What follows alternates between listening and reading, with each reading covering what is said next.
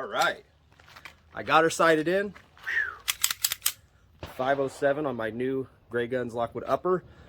These are, if you don't know about these uppers from GrayGuns, it's a direct mount, so they will cut it to your optic which you prefer. So I had to wait for a slide that was cut for RMR cut so I could put the Holosun on it, the 507 comp.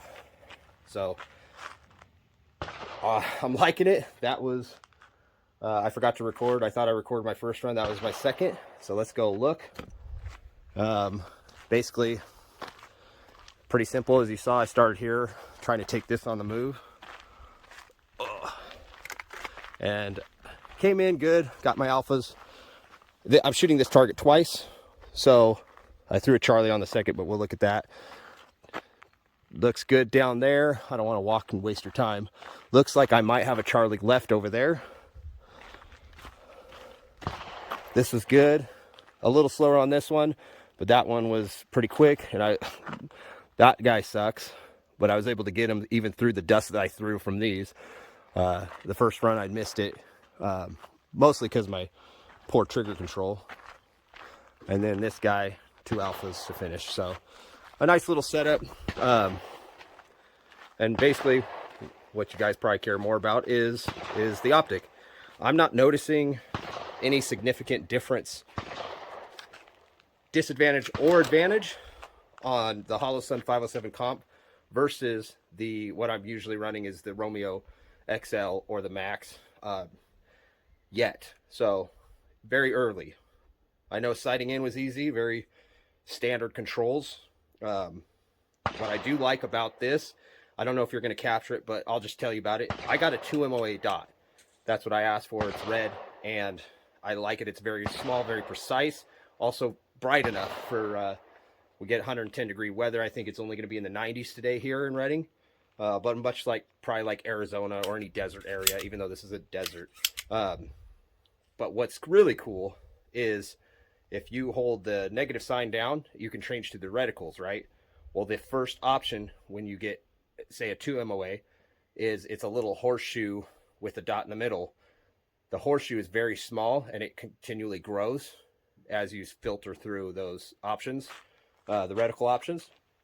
But that small horseshoe, what's nice about that is it's so small, it basically makes it like a 10 MOA dot. It's not a perfect circle, obviously, because it's a horseshoe around that dot, but it's so close and so small around that dot, it makes it like a 10 MOA. So what I like about that is if I have very bright stage, maybe if the sun's front or behind, if there's any double dot issues like that, I can max that out by adding that horseshoe option, turn that brightness setting on, and my hope, still to be seen because the sun's above us, is that I will pick up the dot and not a secondary dot, like a double, pick up the correct one. Hopefully it's obviously brighter, if that's an issue. I haven't seen it yet, but I've heard that might be an issue with these. And that's a cool option to have, in my opinion. So the other thing, if you wait right here one sec, well, I'll just bring it over. That after mounting this, that I've noticed compared to the XL here, if you look, the Holosun is much further back from the ejection port. Hopefully you can see that.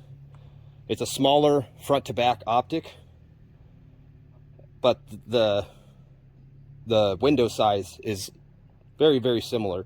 I'd have to give it to the XL on width, but height is going to be the same.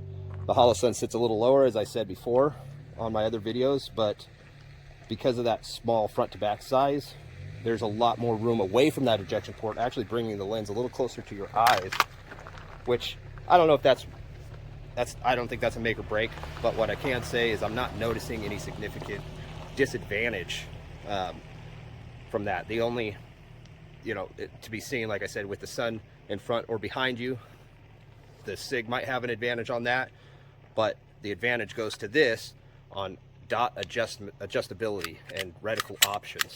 So I can possibly overcome those issues, or just other issues that I want to make my dot bigger when choosing a small 2 MOA dot. I have the option to go very small or large, and other optics out there aren't giving you that option. So it's just something to be noted. Of course, it has a circle dot. It has the EOTech. It has different options. I think there's 8 or 9 different options, but I'm probably going to stick with just the single dot because that's what I'm used to. But that is something I see myself using, is that little very small horseshoe that basically increases the dot size. So early on, but I'm liking it so far, and I'm liking this FDE color. This slide is awesome. I don't know what it seems like they get better and better as they make these and send these to me. Each one I get seems to be slightly better than the last. This thing came to me, I think there's 50 rounds through it. Look, just over 50 rounds. I sighted it in. I shot it a little bit, did some doubles, checked out the recoil. I don't know. I don't want to talk it up too much, but I know from the last one and from its predecessors here, the felt recoil and the muzzle flip, it feels like even less, if you can believe it, because these are not much of anything to be noted anyways. So even less, it felt soft. I don't know. I'm also running the, just for your information, because I've had some questions what I'm running the Ely competition, the minor 124 grain 9mm competition, and these are great. They came in hot out. See what you think, test it. You don't have to take my word for it by any means. We're all different, as I always say. You know, our makeup is different, our sight's different, our hands are different. So try these things out. I'm not going to say this is this is it for everybody. Certainly not. Everybody's going to have their preference. So worst thing you do, try it out, and it's not for you. But I see this optic being something that most people will gravitate to, especially for less than half the price of the SIGs. And the SIGs, I think they're more expensive more than anything is because the quality of their glass. I will put that out. I don't think there's a better glass out there when it comes to optics. So price point probably being the biggest thing that's going to draw people to these. But there's some other things too that are very, very good about this optic. So, all right, guys, we're going to do some more shooting, and I'll get back to you and report once I get at least a few thousand rounds through it. I'll do an update, but then the kicker is I want to get past 10 and ideally to 20,000 rounds with no issues on these optics. That would be 10,000 rounds to 15,000 rounds is usually where I see failure on a lot of different brands, not just SIGs, but a lot of different brand optics, where they just, whether the buttons mess up, they wear out, or the lens cracks sometimes, or you get something on the inside, the internals messes up. But either way, I'll report back and let you know. And I'm sure Holosun's customer service is going to be good. If that were to happen, they would replace it as well. I'm just hoping it lasts longer, so that way you don't have to take the optic off the gun and re-zero and wait for another optic, especially if you're just running a single pistol for competition or something like that. So you could always solve that by just getting more, right? It's just money. All right, I'll report back and I'll see you then.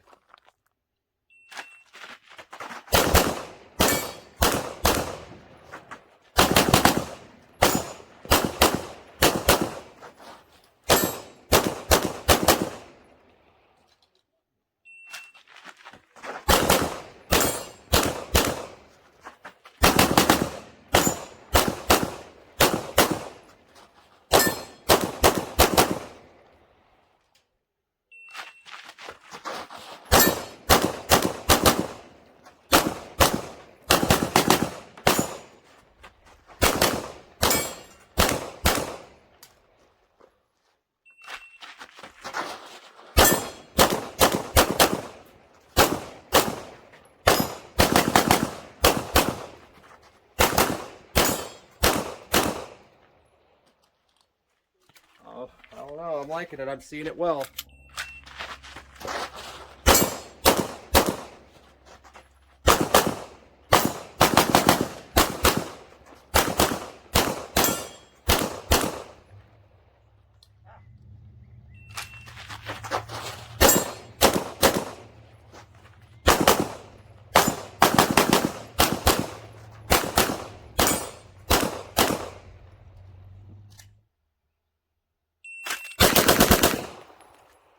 Whew. Tell you what, I'm liking that. I'm liking that. See what doubles look like. Oh, I got enough for a couple.